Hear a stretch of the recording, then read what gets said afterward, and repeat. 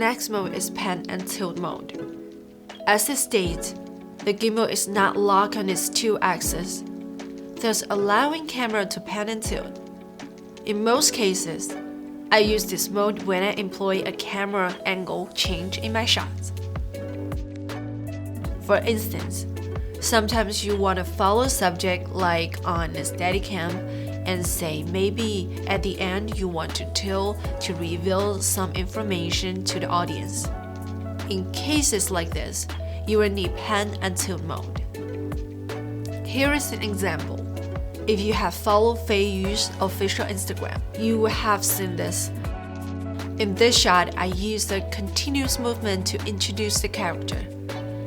There is a height change, a pan following, and a dolly out.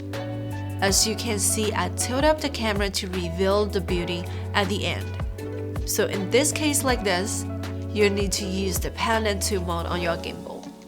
I only use this mode when I'm certainly sure I use tilt in my movement. Therefore, planning the shot is very important. You need to think whether you need the camera angle change, or is that change essential to the shot? Or if your subject keeps going up and down and require you to change the angle instead of just booming, you definitely need to switch this mode. Otherwise, keep on the pan mode.